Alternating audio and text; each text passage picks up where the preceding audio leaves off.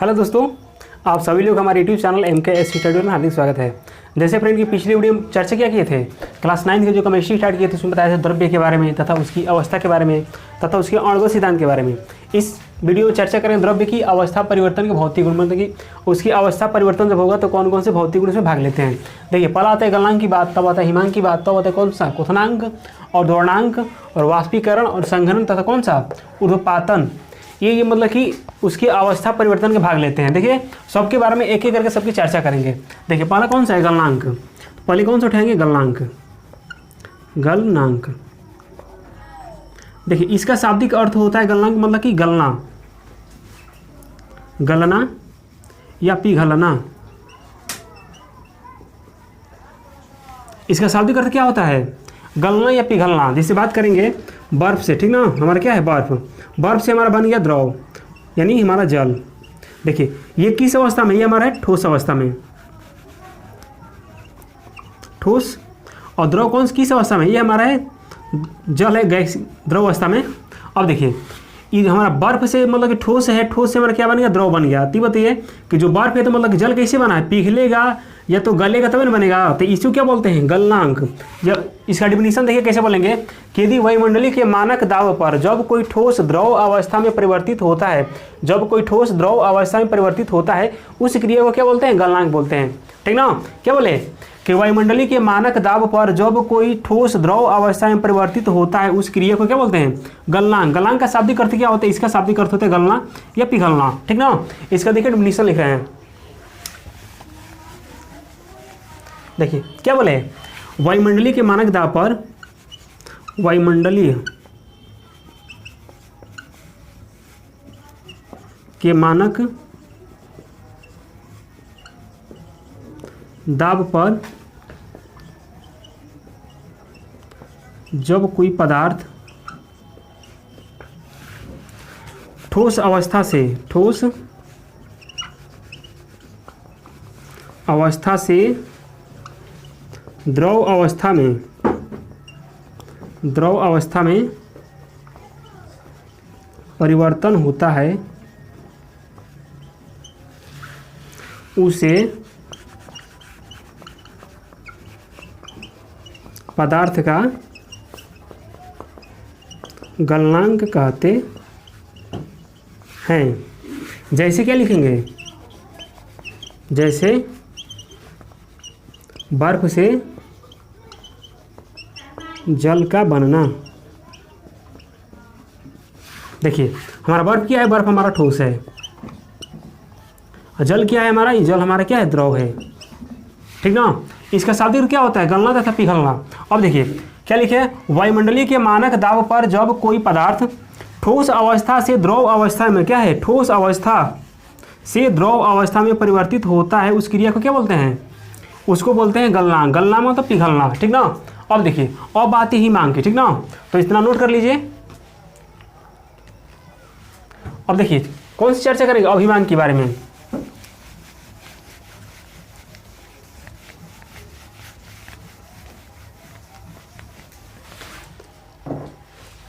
दूसरा कौन सा है, हिमांक।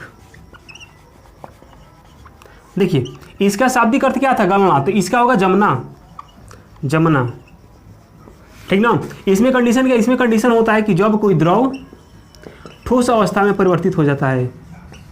इससे बात करेंगे, हमारा जल है, जल से बना दिए हम बर्फ। इसी का विपरीत, किसका विपरीत, ये इसका विपरीत होता है। ठीक ना, एक दूसरे क्या होता है, विपरीत होता है।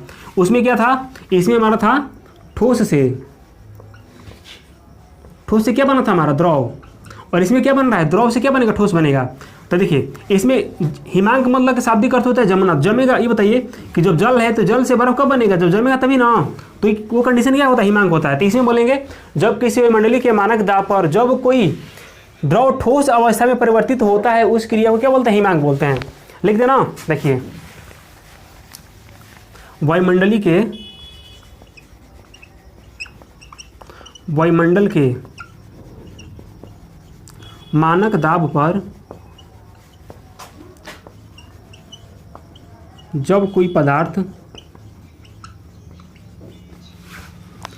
द्रव अवस्था से, द्रव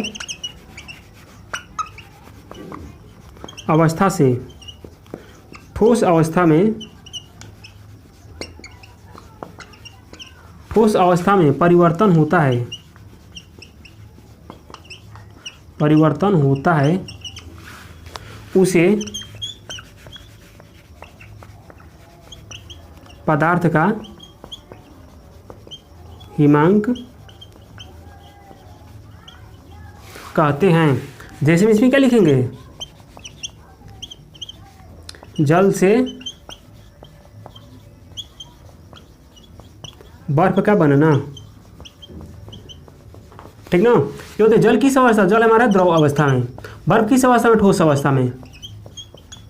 द्रव से क्या बना, हमारा ठोस बन गया है, उस क्रिया को क्या बोलते हैं, हिमांक। अब देखिए बात आती है कि गलनांक और किसके बराबर होता है, चाहे हिमांक किसके बराबर होता है। तो गलनांक होता है हिमांक के बराबर, चाहे हिमांक होता है किसके बराबर, गलनांक के बराबर। यहाँ लिख दे रहे हैं गलनांक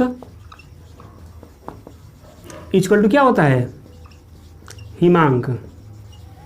इतना भी नोट कर लीजिएगा, ठीक, इतना नोट करिए। चलिए तीसरा कौन सा है, क्वथनांक। 3 नंबर लिख दे रहे हैं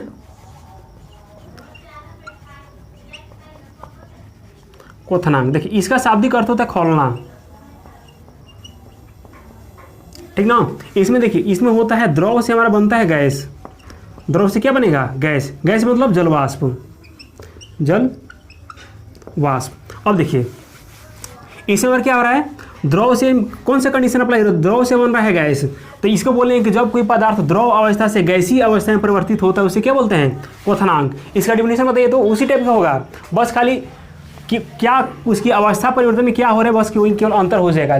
सेम टू सेम डिफिनेशन जिसका गलनांक का था, हिमांक का वही रहेगा, क्वथनांक वही रहेगा, क्या है द्रवनांक का भी वही रहेगा, ठीक ना। देखिए इसमें बोलेंगे कि जब किसी वायुमंडलीय के मानक दाब पर जब कोई पदार्थ द्रव अवस्था से गैसीय अवस्था में कौन सा, भाप मतलब जलवाष्प। जब कोई पदार्थ द्रव अवस्था से गैसीय अवस्था में परिवर्तन होता है उस क्रिया को क्या बोलते हैं, क्वथनांक बोलते हैं। लिख दें, देखिए जब कोई नहीं वायुमंडलीय ना,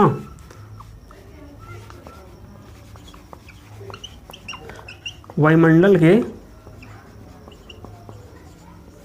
मानक दाब पर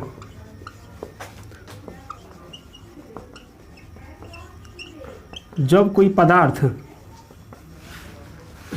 द्रव अवस्था से गैसीय अवस्था मतलब कौन सा,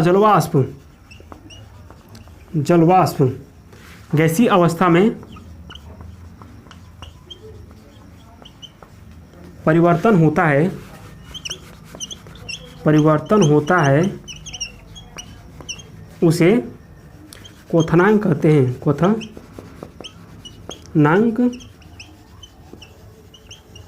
कहते हैं। जैसे में क्या लिखेंगे, जैसे जल से जलवाष्प का बनना, जल से जलवाष्प का बनना, यानी जल कौन सी अवस्था है, हमारा द्रव अवस्था है। जलवाष्प कौन सी अवस्था है, हमारा गैसीय अवस्था है, गैस अवस्था, ठीक ना। इतना नोट करिए। अब देख किसकी चर्चा करेंगे, अब चर्चा करेंगे, बात आती किसकी, द्रवणांक की, ठीक ना।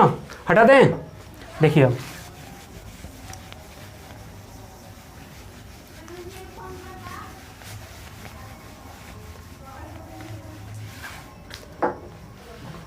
चार नंबर कौन सा है, द्रवणांक। देखिए इसमें हमारा होता क्या है, इसमें मतलब कि गैस से द्रव का बनना, ठीक ना। देखिए इसमें लिखेंगे वायुमंडल के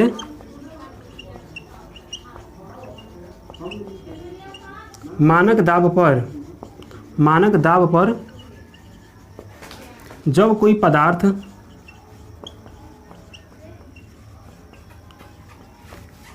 गैसीय अवस्था से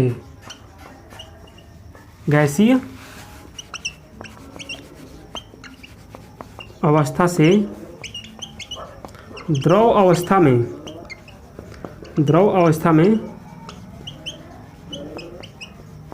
परिवर्तन होता है उसे पदार्थ का द्रवणांक कहते हैं। जैसे में क्या लिखेंगे, जैसे में लिखेंगे जलवाष्प से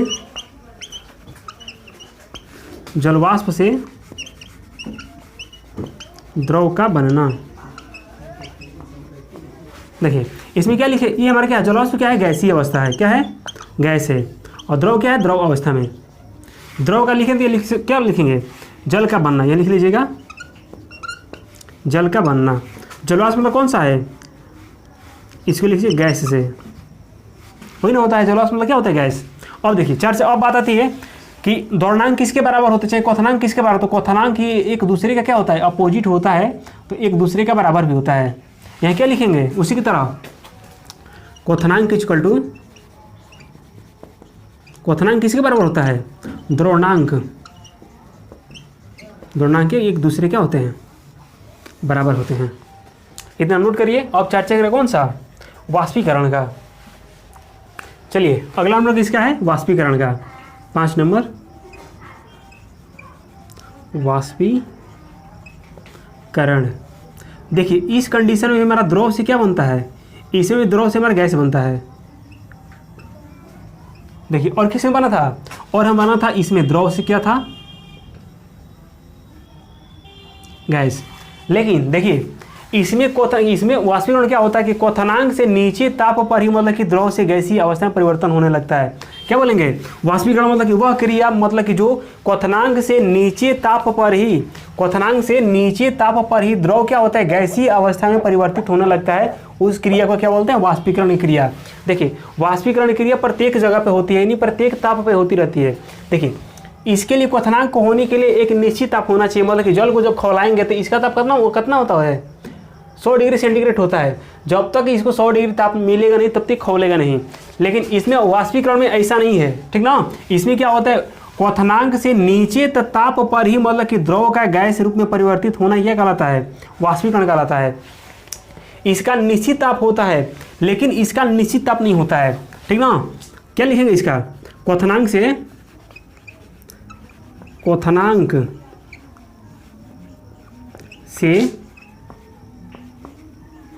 नीचे ताप पर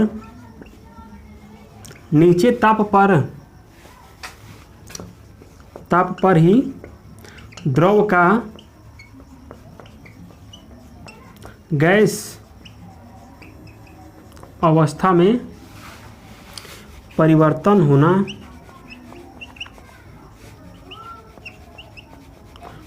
होना वाष्पीकरण कहलाता है। वाष्पीकरण कहलाता है।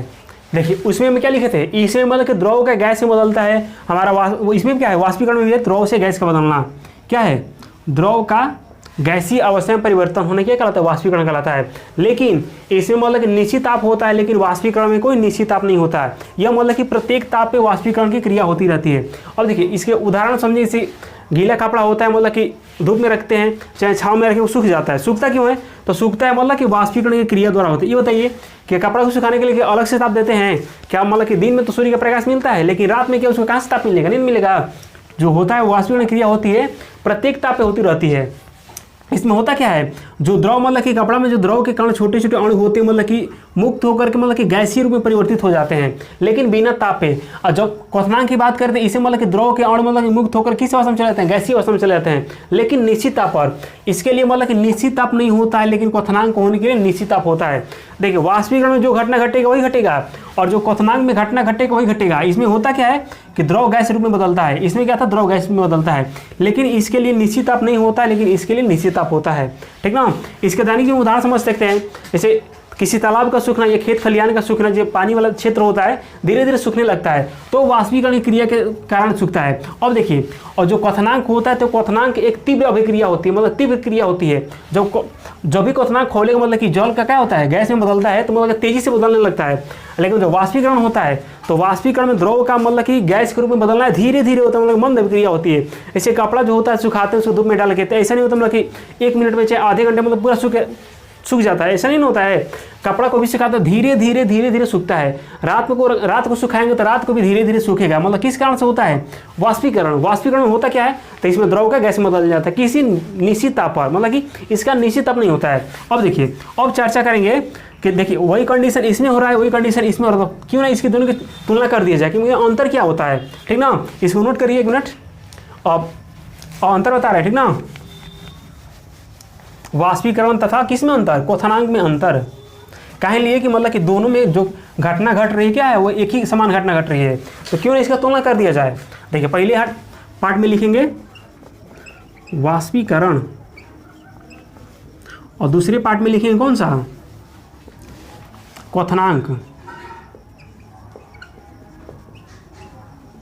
क्वथनांक, ठीक। देखिए इसका पहले में लिखेंगे इसका कोई निश्चित ताप नहीं होता है, यह प्रत्येक ताप पे होता है, ठीक ना। इसका क्या लिखेंगे, इसका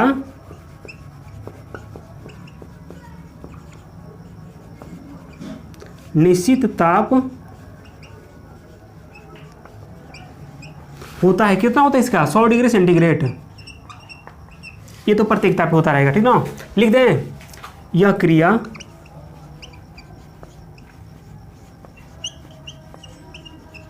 प्रत्येक ताप पर होती है। और दूसरा लिखेंगे, दूसरा इसमें क्या लिखें, इसमें लिखेंगे इसका क्षेत्रफल बढ़ाने पर वाष्पीकरण तेजी से होने लगता है, तेजी से होने लगता है। जैसे समझिए, ऐसे वाष्पीकरण मतलब कि क्षेत्रफल बढ़ाएंगे तो वाष्पीकरण क्रिया तेजी से होने लगेगा। ऐसे गीला कपड़ा होता है, मतलब कि गीला कपड़ा को मतलब कि पूरा फैला के नहीं रखेंगे तो मतलब कि थोड़ा समय लगेगा सूखने के लिए, और जैसे गीला कपड़ा को फैला के रखेंगे मतलब कि धूप में चाहे छाँव में, तो मतलब कि जल्दी से सूखने लगता है। तो होता क्या है कि उसका क्षेत्रफल जो बढ़ता है, उसका क्षेत्रफल बढ़ाने पर वाष्पीकरण की क्रिया का मान क्या होता है, तेजी से होने लगता है। और देखिए इसमें लिखेंगे दूसरा, यह संपूर्ण द्रव में होता है। देखिए अब इसमें क्या लिखेंगे, यह द्रव की सतह पर होता है, द्रव की सतह पे होता है। और इसका अंतर समझिए, देखिए और मान लीजिए एक पतीला लिए, इस पतीले में क्या है, जल है, ठीक ना। यहाँ हमारा H2O, और इस पतीले एक और पतीला ले लिए, इसमें मेरा क्या है, H2O। देखिए इसमें वाष्पीकरण की क्रिया होगा तो इसके केवल उसके ऊपरी पृष्ठ से होगा ना कि पूरे द्रव में होता है, केवल ऊपरी वाली सतह से।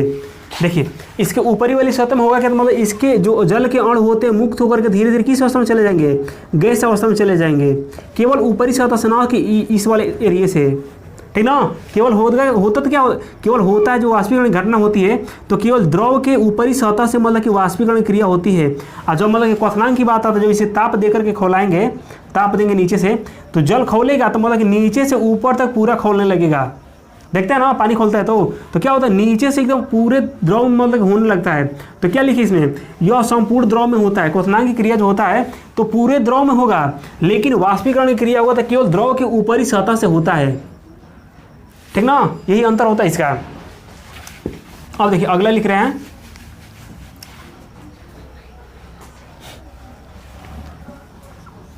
देखिए अब लिखेंगे, यह एक तीव्र अभिक्रिया होती है।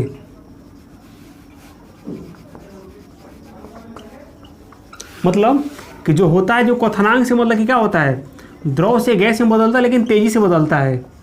द्रव से गैस बनेगा ना, तो क्या होता है, यह तेजी से तीव्र अभिक्रिया होती है। इसमें क्या लिखे, इसमें क्या मंद अभिक्रिया होती है। यह एक मंद अभिक्रिया होती है, यानी मंद मतलब कि धीरे धीरे, यह धीरे धीरे अभिक्रिया होती है। इतना हमारा क्या था, वाष्पीकरण तथा क्वथनांक में अंतर। अब कौन सी चर्चा करेंगे, अब करेंगे संघनन का, ठीक ना। इतना नोट करिए। चलिए अगला कौन सा है, संघनन। देखिए इस कंडीशन में होता है, गैस से द्रव बनता है, गैस से द्रव, यानी जलवाष्प से हमारा क्या बनता है, द्रव बनता है। देखिए डेफिनेशन लिख रहे हैं, जब किसी पदार्थ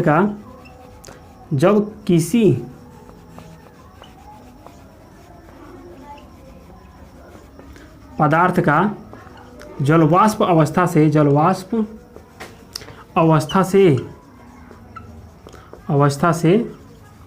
द्रव अवस्था में परिवर्तित होना, द्रव अवस्था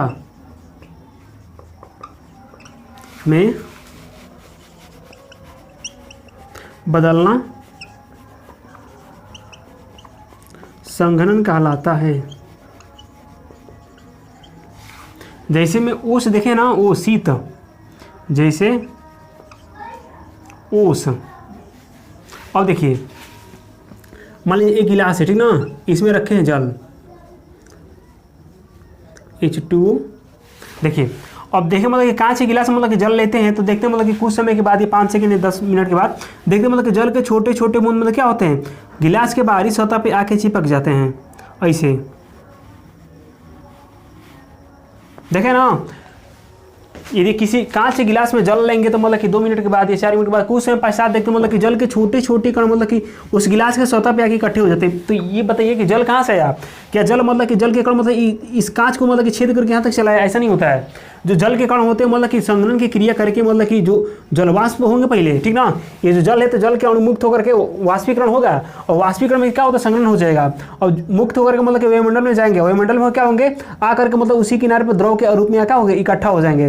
तो इस क्रिया द्वारा क्या होता है, संघनन होता है। ऐसे देखिए मतलब जो जल के छोटे छोटे कण होते हैं मतलब कि ऐसा नहीं होता कि उसको क्रॉस करके, उसको पार करके मतलब कि नीचे चले जाते हैं, ऐसा कुछ नहीं होता है। ऐसा होता क्या है, तो होता यह है कि जो जल के कण होते हैं, चाहे अणु होते हैं, मुक्त होकर के मतलब द्रव गैसीय अवस्था में आएंगे, गैसीय अवस्था से उस गिलास के आके मतलब कि कण के रूप में छोटे छोटे बिंदु के रूप में क्या होते हैं, इकट्ठा हो जाते हैं। तो ऐसा कंडीशन होता है, ठीक ना। अब देखिए एक और इसका एग्जाम्पल दे रहे हैं, जैसे कि ठंडी का मौसम चल ही रहा है। ठंडी के मौसम क्या होता है, सुबह का देखते हैं तो ओस गिरता है, ओस यानी क्या बोलते हैं, शीतलहर। शीतलहर में होता है क्या, शीत इसे बोलते हैं ना, शीत। उसमें होता है कि मतलब कि रात के में जो होता है तो जल के मतलब कि जलवाष्प के रूप में रहते हैं, जलवाष्प, ठीक ना। और वायुमंडल में जलवाष्प रहते हैं, और ठंडी के मौसम में तापमान गिरता है, तो तापमान गिरने के कम होने के कारण क्या होता है, वही किसका रूप लेता है, ओस का रूप ले लेता है। तो ओस ही बताइए, ओस द्रव्य ना होता है। तो देखिए उसमें क्या बताए थे कि गैस से द्रव का बनना क्या कहलाता है, संघनन कहलाता है। जब किसी पदार्थ का जलवाष्प अवस्था से द्रव अवस्था में परिवर्तन या परिवर्तन होना या बदलना क्या कहलाता है, संघनन कहलाता है, ठीक ना। अब देखिए अब लास्ट टॉपिक कौन सा है, ऊर्ध्वपातन, ठीक ना। अब इसको हटा देते हैं और अगले के बारे में चर्चा करेंगे।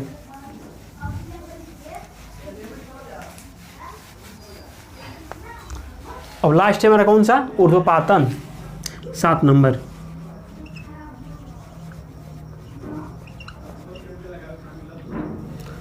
पातज लिख देना, ऊर्ध्वपातन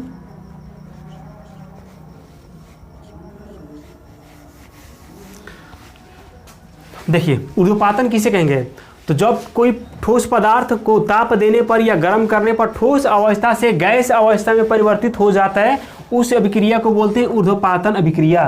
क्या बोले कि जब कोई ठोस पदार्थ को गर्म करने पर या ताप देने पर ठोस अवस्था से द्रव अवस्था में न बदल करके सीधे गैसीय अवस्था में परिवर्तित हो जाता है, उस अभिक्रिया को क्या बोलते हैं?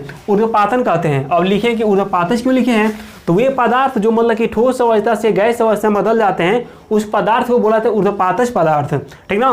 क्रिया करेगा तो उस क्रिया को बोला जाएगा ऊर्ध्वपातन अभिक्रिया, और जो पदार्थ रहेगा तो उसको बोला जाएगा ऊर्ध्वपातज पदार्थ। ठीक ना? देखिए लिख रहे हैं, जब कोई ठोस पदार्थ, जब कोई पदार्थ ठोस अवस्था से, ठोस अवस्था से द्रव अवस्था में, नहीं द्रव नहीं होगा, क्या होगा? गैस ना। द्रव अवस्था से, वही सही था, द्रव अवस्था, रुकिए वो भी सही था, द्रव अवस्था में न बदलकर सीधे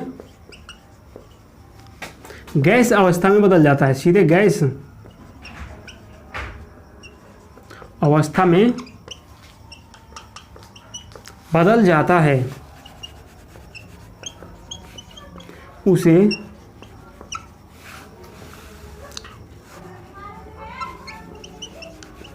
ऊर्ध्वपातज पदार्थ कहते हैं, तथा यह अभिक्रिया ऊर्ध्वपातन अभिक्रिया कहलाती है। ऊर्ध्वपातन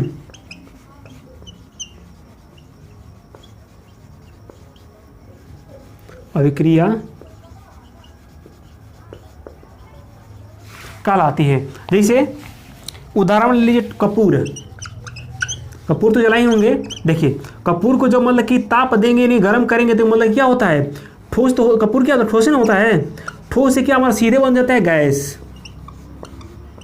देखिए मान लीजिए किसी बर्फ को लेंगे, बर्फ हमारा ले लेंगे, बर्फ हमारा क्या ठोस है, इसको गर्म करेंगे तो क्या बनेगा? पहले बनेगा द्रव, द्रव के बाद क्या बनेगा? गैस बनेगा। ठीक ना?